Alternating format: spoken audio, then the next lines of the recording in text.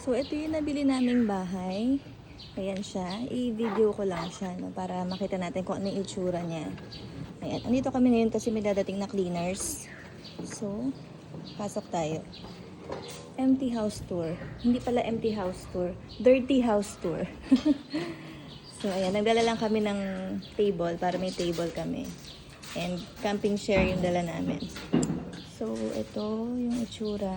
Yan. May aircon pa dyan. Kukunin yan kasi hindi rin namin siya gagamitin. Kasi ang laki niya and luma na siya. Pasok tayo.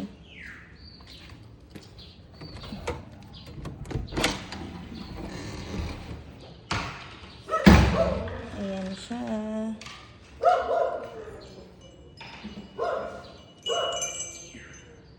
May mga konting gamit pa na natira pero mukhang ipapadispose na namin.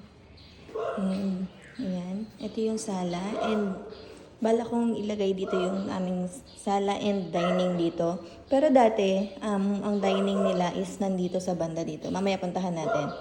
And ayan, may pa-bar siyang ganyan.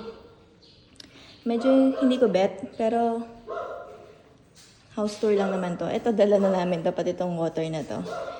So, ayan. Pasok tayo dito. Medyo madilim lang, kasi hindi pa kami nakakabili ng ilaw. So, asan bang ilaw dito? Wala tayong ilaw. So, dito nakalagay yung dining. So, itong ceiling fan, iniwan na yan nung seller. Pero ito, aalisin natin. Kasi hindi ko rin siya gusto. And, baka kunin nung dating nakatira dito. Nung nag-rent dito pala. So, ito dati, open to dati, pero pina-close na nung may-ari. So, nilagay niya ng sink dito. Tapos, merong additional counter dyan. So, ayan. Bala kong palitan to. And ito, parang hindi ko kaya siya pang gamitin ng ganyan. Kasi hindi naman sa sobrang arte, pero kasi may kalawang na siya dyan. And medyo luma na talaga. So, papalitan natin yan. And sana nakikita nyo pa kasi madilim. So, dito naman tayo sa CR muna tayo. So, ayan yung CR. Sa baba. Ayan, buti may ilaw yung CR. Okay, medyo kadiri. Tignan na, pasensya na. Bukas na lang muna natin. And ito yung kanyang dirty kitchen. Extension na rin to ng bahay. Sana may ilaw. Wala ring ilaw. So, ayan. Dito may laundry area, dirty kitchen. Ayan. Tapos hindi ko alam kung ano laman yan. Tingnan natin mamaya. Anyway, hindi ko napakita sa inyo kasi baka puro kalat. Tapos ito yung pinto dito sa back door. Ayan. Ayan. Oh, may screen din siya. Okay. So, yun lang. Dito sa baba, sa taas, akyatin natin. Yung tiles nga pala niya, ayan, medyo na-awkwardan lang ako kasi hindi siya pare-parehas ng kulay. Siguro kasi may nabasag dito, then pinapalitan nila. Tapos ibang shade na ng black yung nabili nila. Kaya, style ba siya? Oo, kasi tingnan mo to. Oh, mukhang style. Dito mukhang pantay yung...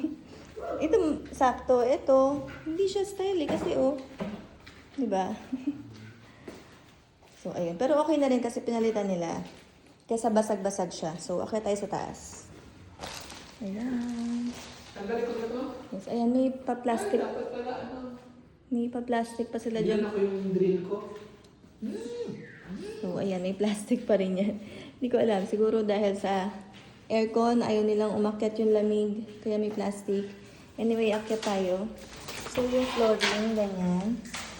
Vinyl, yung kanyang flooring. And ito, wala siyang... Mukhang naputol yung kanyang bakal dyan. So, may bintana dyan. And ayan, para makita natin yung mga i-repair natin. And mabalikan ko to soon. Kung anong itsura ng dating bahay nung nabili namin siya. Dito sa second floor, merong 3 kwarto. So, ito ang bedroom 1. Bala ko ditong pagkwartohin ang aking 2 boys. Gusto ko magkasama sila ng kwarto. Kahit maraming extra room. Para close sila. Ayan. And ito ang bedroom 2. Ayan. So, isa lang ang bintana dito sa may bedroom 2. Ang balak ko dito is gawin kong walk-in closet. And alam nyo, ang ganda nitong labas namin dito kasi wala kaming katalikuran. Ano siya, may parang may creek siya dyan. Pero hindi naman yung creek na ano, maliit na maliit lang. And never naman siya tumaas since nagawa tong subdivision na to. And, ay sorry, bumalik ako dito sa may bedroom 1 ano. Kasi ayan o. Ayan siya. Makita ko lang din. And dito, dalawa yung bintana. Kaya ang presko. So, dito tayo sa master's bedroom. So, ito ang master's. May ilaw ba? Wala ring ilaw. Ayan. Ito bato to. Bato. Tapos meron na siyang built-in na ganyan. Hindi ko gusto yan. Baka ipal-alis namin. Pero soon na kailangan muna nating linisin and pa-repaint. And pinaglagyan ng aircon. Ito yung aming balcony. Mini balcony. Mini! So, ayan. Meron tayong mini balcony. Ito yung window ng CR. Tapos, ayan. Ito yung sa baba. Okay, akit naman tayo. Ay, hindi. Yung CR pa. So, puntahan natin ang CR.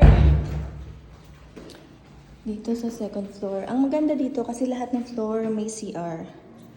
So, sana may ilaw ang CR. Okay, may ilaw. So, ayan. Hi! So, ito, medyo marumi din, ano. Pero, in fairness sa kanya, malaki yung size ng CR niya. Hindi lang masyadong makita dito sa video. And may naiwan pang heater doon. And, ayan. Ito yung pangalawang CR. Then, akit naman tayo sa third floor. So, ayan. Nakabili ulit siya. And, nakaka-bother kasi iba na naman yung kulay ng vinyl niya. Pagdating mo dito sa taas, ayan, color green na naman siya. Anyway, madali naman yung palitan. Pagdating dito sa third floor, so ayan. Ito, dati open yan. Pina-close na nila. Well, okay lang naman sa amin yan. And sana may ilaw tayo. Ayan, may ilaw dito. Dito sa third floor, meron pang isang room. So, ayan. Okay din yung size nitong room na to. And, ang ganda ng dalawang bintana dyan. Kasi sobrang presko, sobrang hangin. Ganda ng ventilation. Tapos, ito yung attic. Ayan. Ang laki niya, oh. So, plan namin dito is gawing game room. Tapos, dito naman sa kwarto, dito is gagawin naming office. Dito is game room / family room. So, ayan. Alam niyo, isa rin nagustuhan namin dito sa bahay na to. Kasi, di ba ang sabi ko sa inyo is wala kaming katalikuran sa likod. Kasi nga creek siya. And yung harap namin, tingnan nyo. O, di ba?